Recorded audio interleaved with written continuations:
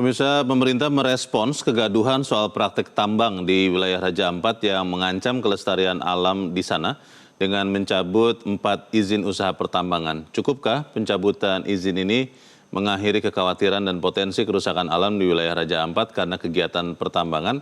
Kita akan membahasnya bersama Direktur Eksekutif Walhi, Zenzi Suhadi. Mas Zenzi, selamat sore. Selamat sore, Mas. Ya, Selamat Mas sore, Zenzi. pemirsa. Sudah 4 IUP yang dicabut, tapi IUP PT GAK itu tidak dicabut karena memang di luar wilayah yang dilarang. Menurut Walhi seperti apa? Kalau dia dilarang dalam terjemahan itu kan itu berdasarkan wilayah geopark. Tetapi kalau kita mau tunduk kepada hukum di Indonesia, maka semua izin pertambangan di wilayah Raja Ampat itu dia harus dicabut karena itu perintah dari Undang-Undang Pengelolaan Pesisir dan Pulau-Pulau Kecil. Dan menurut saya, ketika hanya 4 yang dicabut, apapun alasannya GAK terus berjalan, itu artinya pemerintah mengambil keputusan mencabut 4 izin, itu bukan atas kesadaran untuk menyelamatkan Raja Ampat. Itu mencabut 4 izin itu hanya untuk meredam kemarahan publik. Kalau pemerintah kepentingannya untuk menyelamatkan ekosistem Raja Ampat, maka semua tambang di sana dicabut dan wilayah pertambangan di wilayah Raja Ampat itu dibatalkan. Karena kenapa? Kalau satu saja pertambangan masih beraktivitas di sana, kerusakannya itu nggak bisa kita sekat berdasarkan ruang, karena dia satu ekosistem. Ini yang disebut dengan masukkan satu racun ke dalam satu belanganya itu pasti akan tercemar. Begitu juga. Yang harus sadari ekosistem pulau-pulau kecil dan pesisir itu, yang dimaksud dengan pulau-pulau kecil, dia menjadi bagian dari ekosistem perairan. Sehingga ketika dilakukan penambangan di sana, maka yang terdampak itu bukan hanya daratannya, tetapi juga ekosistem pesisir laut di sana. Nah, tambang nikel ini dampaknya itu sangat besar kepada ekosistem karang karena dia akan melepaskan logam berat dalam bentuk krom, nikel, merkuri itu biasanya terlepas ke pesisir laut dan merusak terumbu karang. Dan kerusakan itu akan menjalar jauh ke lepas pantai. Nah, menurut saya semua pertambangan di Raja Ampat itu izinnya harus dicabut dan penetapan wilayah pertambangan itu harus dibatalkan di wilayah tersebut. Berkaitan dengan pidananya, menurut saya tidak cukup terhadap pidana lingkungan dan pidana kehutanan di sana. Ada kemungkinan di sini tindak pidana korupsi, penyalahgunaan kewenangan karena menerbitkan izin di Mas Zenzi, ini eksplorasi yang dilakukan PT GAK ini sudah sesuai AMDAL. Pulau GAK bukan masuk kategori pulau kecil yang dilarang untuk eksplorasi tambang. Walhi melihatnya seperti apa? Kalau AMDAL-nya dilakukan kajian dengan benar dan komisi AMDAL-nya melakukan sidang dengan benar, maka seharusnya persetujuan lingkungannya tidak keluar di sana. Menurut saya, bukan ini tidak dibatalkan karena AMDAL-nya. Menurut saya, dokumen AMDAL-nya yang harus diperiksa. Saya sudah membaca ratusan dokumen AMDAL perusahaan. Yang harus diperiksa itu ada 2. Satu, penetapan dampak penting dan pengelolaan dampak penting. Kalau bisa dilihat di sini, saya bisa pastikan ini, kalau AMDAL-nya dibuka kepada publik, maka dampak pentingnya ini yang dikecilkan. Kalau dampak pentingnya itu dimasukkan dampak pertambangan kepada ekosistem Raja Ampat, maka tidak akan ada analisa atau persetujuan terhadap izin lingkungannya. Menurut saya, dokumen AMDAL nggak bisa dijadikan alasan izinnya tidak dicabut.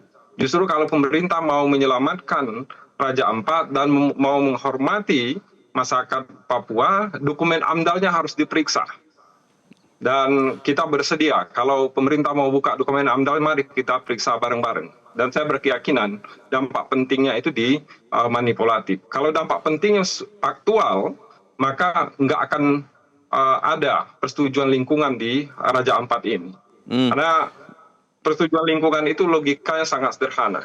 Ketika dia bertentangan dengan akal sehat, akal yang normal, maka seharusnya izinnya tidak diterbitkan. Ini publik marah karena hukum digunakan, kewenangan digunakan bertentangan dengan akal sehat kita. Mas Sensi, ini menurut Walhi, tambang gas nikel ini legal atau ilegal? Karena kalau bicara legalitas, gas nikel masih punya kontrak karya sejak 98, lalu juga ada Kepres 2004 nomor 41 yang mengecualikan hutan lindung di Pulau Gak untuk bisa ditambang. Itu legalitasnya masih ada. Berarti bagaimana ini Mas Sensi? Ya, itu pengecualian berdasarkan Perpu perubahan Undang-Undang Kehutanan, tetapi dia tidak merubah ketentuan tentang penambangan di pulau-pulau kecil. Dan harus diingat ya, bahwasanya hukum itu seharusnya tidak bertentangan dia dengan nilai moral dan akal sehat.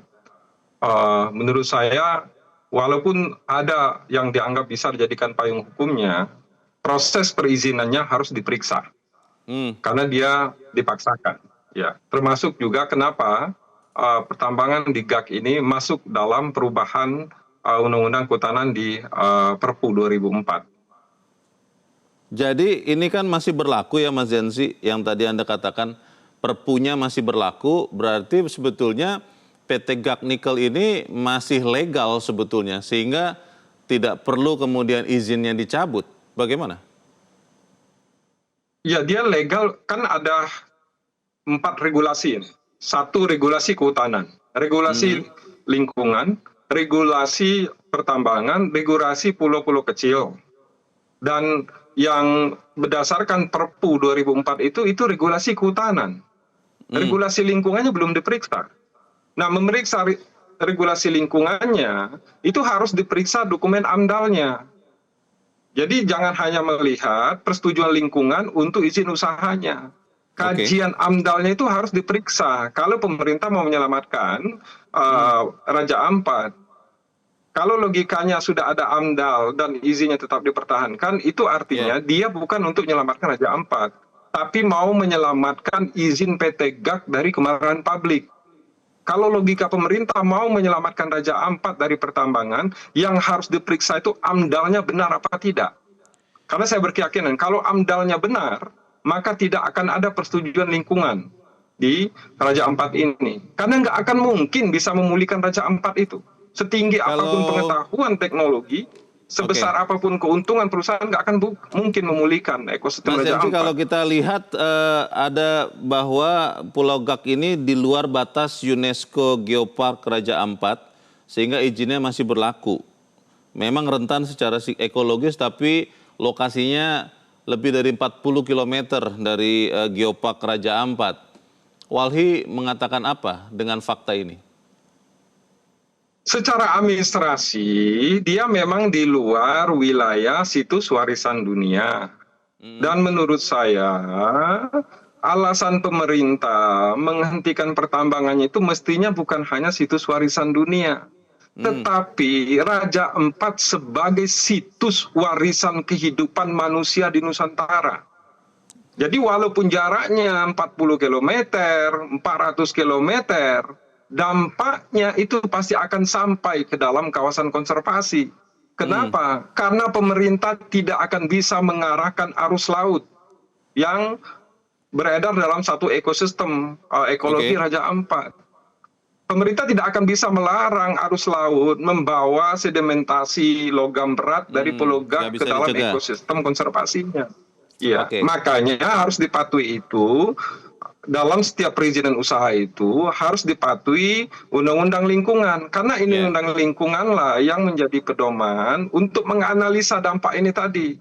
Makanya saya berkeyakinan dampak penting di dalam dokumen AMDAL-nya tidak mengcover analisa terhadap dampak sedimentasi terhadap ekologi di sekitarnya. Karena biasanya dokumen AMDAL sekarang pemerintah itu tidak mencabut izin untuk PT GAK. Izinnya tidak dicabut sampai saat ini. Itu kan artinya legalitas PT GAK ini masih terjaga. Walhi akan melakukan langkah apa dengan hal ini? Harapan saya ya, harapan saya pemerintah bisa menunjukkan kebijaksanaannya, kesadarannya di hadapan rakyat Indonesia terhadap PT GAG ini dicabut izinnya. Karena kita bisa saja menggunakan legal standing kita untuk menguji perizinan ini di depan pengadilan dan membatalkan izinnya. Tetapi yang kita mesti lihat itu bagaimana komitmen negara ini. Masa pemerintah terus yang bikin masalah, kita masyarakat sipil yang menyelesaikan. Kita bisa saja, kalau pemerintah tidak mempunyai komitmen terhadap ini, atas dasar menyelamatkan ekologi Raja Ampat, menyelamatkan masyarakat di Papua dalam masa depan, kita bisa saja ambil keputusan untuk kita yang maju menguji perizinan ini di pengadilan. Walhi berarti akan menguji ya, akan maju ya? Ya. Mas Zensi, kalau kita lihat ini gambar-gambarnya sedang ditayangkan, penggalian atau penambangan itu kan sudah berlangsung. Saya tidak punya pengetahuan sudah berapa persen penggalian ini terjadi dan sudah berapa persen kalau mau dikatakan kerusakan, perubahan kondisi alamnya sudah terjadi. Kalau kemudian dihentikan, kan kerusakannya sudah terjadi. Tidak terlalu berdampak banyak. Bagaimana itu Mas Zensi? Ya, ini yang bedakan ekosistem pulau kecil ya. Jadi kerusakannya itu jangan hanya dilihat di tapak proyeknya, di wilayah perizinannya. Tetapi dilihat itu dampak aktivitas terestrial terhadap pesisir dan lautnya. Nah ini tidak ditampakkan. Sebenarnya sedimentasi dari bongkaran tanah ini, dia sudah sampai sedalam apa dan sejauh apa di laut. Ya. Jadi artinya memang saat itu ini bukan pun hanya artinya saat ini pun Mas Zensi kan sudah terjadi kerusakan itu.